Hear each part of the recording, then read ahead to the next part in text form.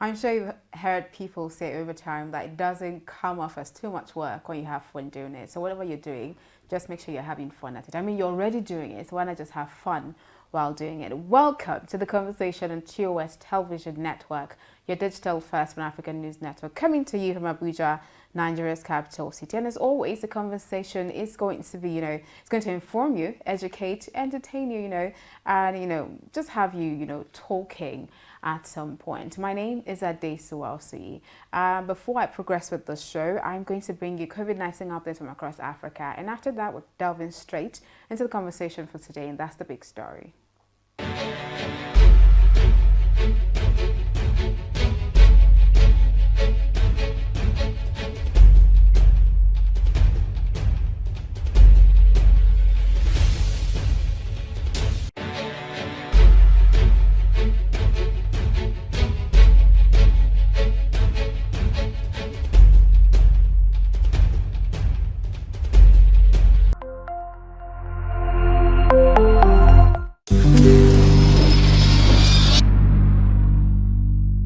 You're still watching the conversation on TOSTV Network, and as I always tell you, you can be a part of the conversation. Just follow TOSTV Network across all social media platforms. That's TOSTV Network on Facebook, Twitter, Instagram. Subscribe to the channel on YouTube. It's TOSTV Network, and stream our website for news and happenings from across the world. It's www.tostvnetwork.com. Now, moving straight into the conversation for today, we'll be looking, at something quite interesting. ASUU strikes and university education in Nigeria. So in the last 13 years, long recurrent industrial action by the Academic Staff Union of Universities have rocked Nigerian universities. And more recently, on February 14th, the union embarked on a 1-month warning strike that should have ended today, but has now been extended for another 8 weeks. And the union is saying that it's to allow the union and government to reach an agreement in order to avoid any other strike in the future. And to join me in having the conversation, I have in the studio Achukwu Faith Oyine, a 400-level banking and finance student from the University of Abuja. Good morning and welcome to the show. Good morning. Thank you for having me. And I have joining me via telephone from Katsina State, a lecturer at the Federal University Dutsin Ma in Katsina State, Abubakar Isa Funtua. Good morning and welcome to the show. Good morning, Ms. Adeshwa. Yes, it's good to have you. I'm just going to start with you. The ASUU strike that was supposed to end today, March 14th, has been extended for another 8 weeks. Do you think that the extension is necessary and it's not insensitive to the plight of students at this point? I beg your pardon? Did you hear me? Can you hear me now? Come again. Okay, Take it again. Yes, I was saying that the ASUU strike, the 1-month warning strike that was supposed to end today, has been extended for another 8 weeks. Do you think that extension is necessary and it's not insensitive to the plight of students at this point? Well, first of all, I would like to answer the first question by saying that the extension is necessary in the sense that for the 4 weeks warning strike that ASUU has given, the federal government, nothing has changed. Amongst all our demands, which we have given them 4 weeks to address them, none of them have been taken care of. So in the light of that, we are of the opinion from the congresses, that is the chapters in the universities, we are of the opinion that we should roll over the strike for another 8 months. Mind you, this is a new wave of how ASUU is going on strike, because rather than going indefinitely, we have given them 8 more additional weeks to look into our demands. So, because things have not changed, so we find it necessary to continue with the strike. And you don't think that's insensitive to the plight of Nigerian students who have been at home for this long? I will answer that question by giving you an excerpt from the Minister of Education's speech as far back as 2013. He says, this nation, Nigeria, owes it a debt of gratitude to ASUU, and the strike should not be called off until the government accepts to do and does what is required. So instead of hectoring ASUU to call off its strike, the nation should be praying for more of its kind in other sectors of the economy. This is what Malama Adamu said in 2013.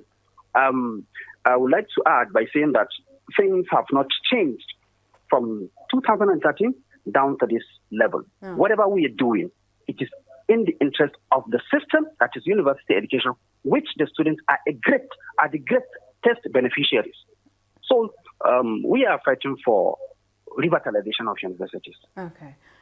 We want classrooms to be built. We want laboratories to be equipped. We want hostels to be built. We want everything in the educational sector to be revamped.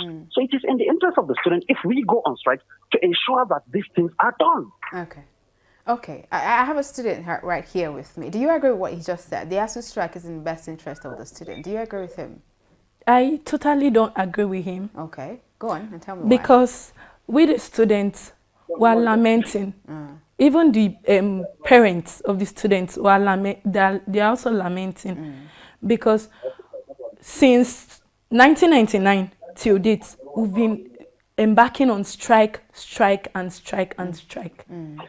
There are other ways to resolve the strike issues. Because students will be at home for a period of time, and when they get back, the academic calendar does not mind or check the mental health of the students. It's always rush, thereby making the students not properly sound for another section. We just have to rush into exam. For some universities right now, they were fast into exams before we went on strike. And what do you think? When we get back, we'll continue the exam without revisiting the academic calendar. All we want to do is to hurry up and make sure we'll meet up with the academic calendar. And it's not supposed to be so. So you're saying that the lecturers who embark on this concurrent strike do not have the interest of the student in heart, and the strike does not benefit the students in any way? The strike does not benefit the students in any way, if you ask me. And if you ask thousands of students, it is not benefiting us. Okay. Mr. Abubakar, you've heard from her. How do you react to that? Who loses or wins from the ASUU's many strikes? It is very disheartening for me to hear that students that we are teaching don't actually understand what this fight is all about. These things are all over the news. Let me give you a quick reminder. Maybe the student is not aware that in 2017, this government, under Babalakin-led federal government renegotiating team, proposed that for university funding, they have no money. So they are proposing that tuition fee of not less than 300 to 500,000 should be introduced to the university as a way of funding the university. That government do not have money. ASUU said, no, we can't allow that. How do you want to fund the students of the locals to pay this money? They proposed an education bank. The ASUU as the national body refused. And it was at that point that the renegotiation between we and the federal government broke because of the students. Because we vehemently rejected that tuition fee should be introduced. And because of that, the negotiation broke down. That's one. Secondly, we are going, let me say it this way.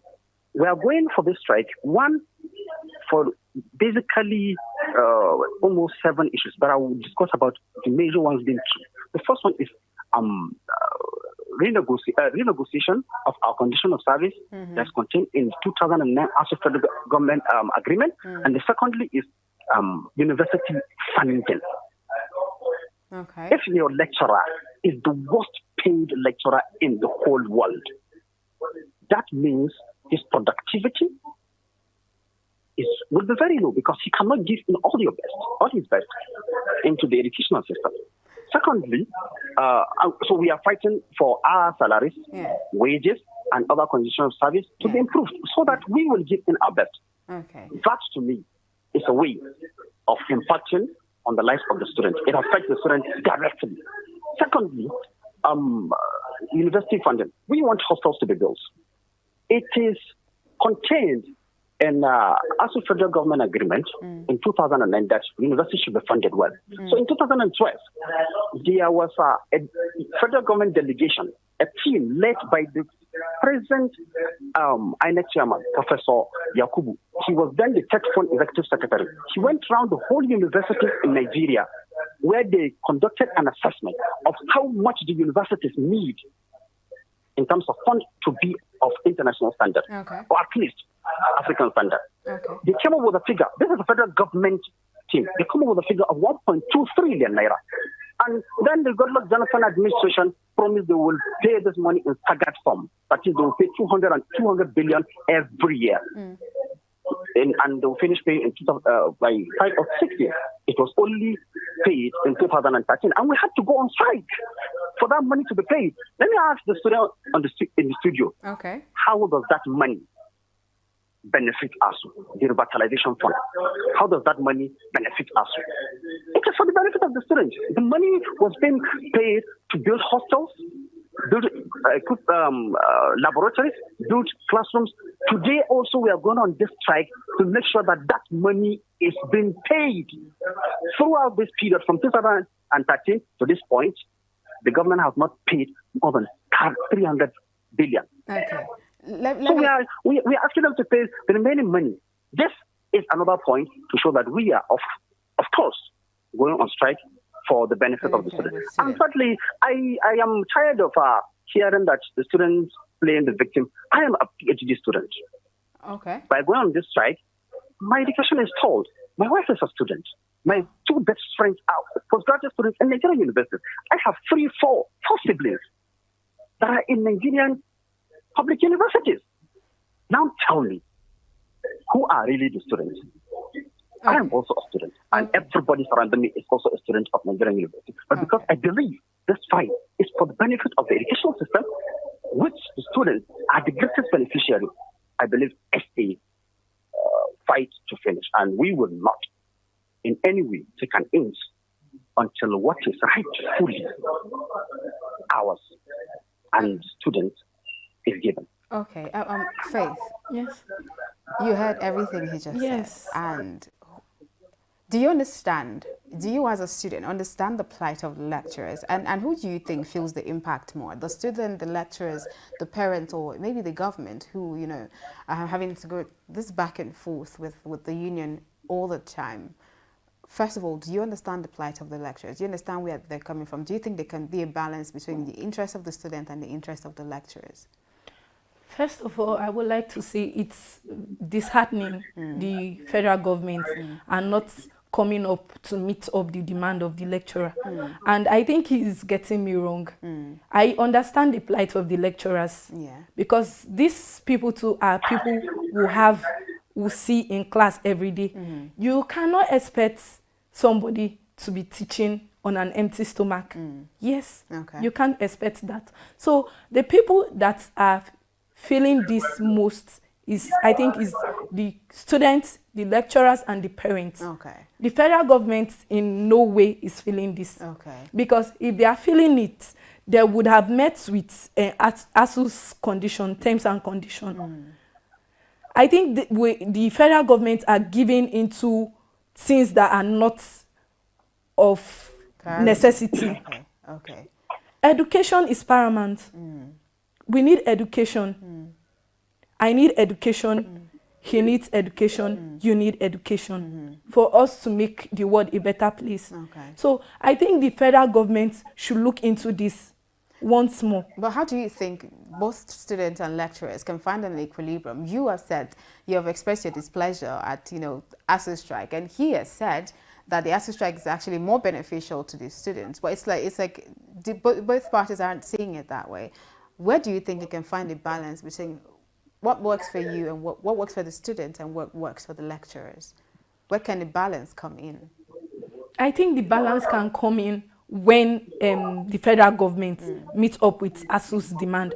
Thereafter, we wouldn't be talking about strike. We wouldn't be discussing strike for a very long time. It's just for them to come up and meet up with their demand. I think the UTAS, the University Transparency Accountability Solution, is just the best way to go about it, instead of using the IPPIS. because clearly ASUU does not want to use that platform. Yeah.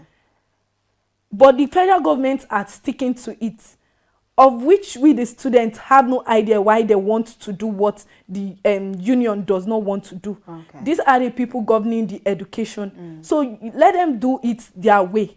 Let them have it their own way, instead of making us the students suffer for no good reasons. Okay. All right, that's it for you. But before we quickly wrap up the show, Mr. Abubakar, do you quite agree with what she's saying?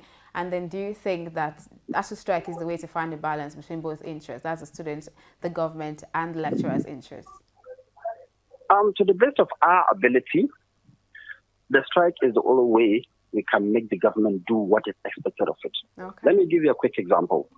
This renegotiation of a thing, in 2020, we went for almost 9 months strike when it was called off in December 2020. And part of the agreement was that a renegotiation team is to be constituted, which was constituted, and then it finished its work and submitted the report in 2021 May. That's May last year, 2021. For 9 months, that document has not been acted upon until we went on strike. Immediately we went on strike, the government, and we were on the media since August 2000 last year.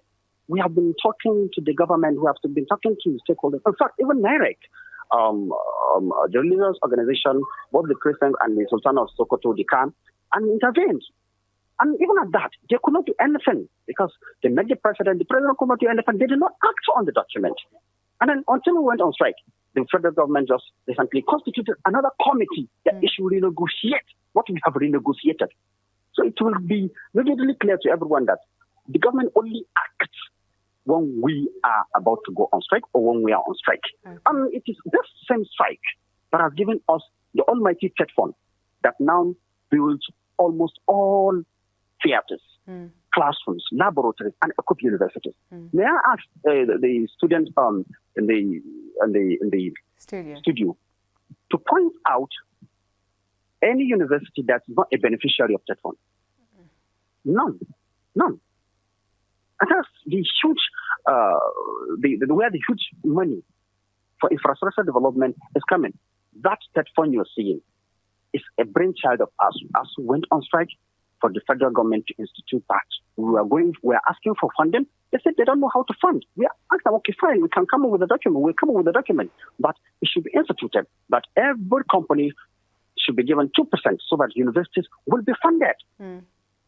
Yes, that was done. It was enacted as ETF, Education Trust Fund, and then later on metamorphosed to TED Fund. It took us strike to achieve that. And even the implementation, it took us strike. So to our best knowledge, strike is the only way. Because, okay, fine. Since August, we have talked to the public. We have done sensitization. The students have spoken. Even the media have talked about it. We even stakeholders like as big as the Sultan of Sokoto and CAM president went and met the president. You're all aware, you're in the media, you should be in the know. Went and met the president. We are supposed to go on this strike like in November last year, but they intervened and we listened to them because they are our fathers. And they could not do anything. They responded to we responded to the invitation for a meeting. The federal government did not come. And then up to January or February, when NEC met, there was nothing tangible from the intervention that the NIREC did. Oh, okay. All right. We're actually out of time right now, but thank you so much for joining me on the show this morning. It was such a pleasure to have you. The pleasure is mine. Thank you very much. Thank you very much. Thank you, Faith, for joining me in the studio this morning. I do hope, there's some sort of balance and then, students can return to the classroom as soon as possible. Thank you so much. Thank you. Thank you for staying with me up until the conversation, up until this time on the conversation. Don't forget that the conversation comes to you every weekday, that's Monday to Friday. So I'll be back here, same time, same channel tomorrow. But before then, follow TOSTV Network across all social media platforms. It's TOSTV Network on Facebook, Twitter, Instagram. Subscribe to the channel on YouTube. It's TOSTV Network. And of course, you can stream our website for news, stories and happenings from across the world. It's www.tostvnetwork.com. Thank you again. My name is Ade Sawasi, and I'll see you again tomorrow.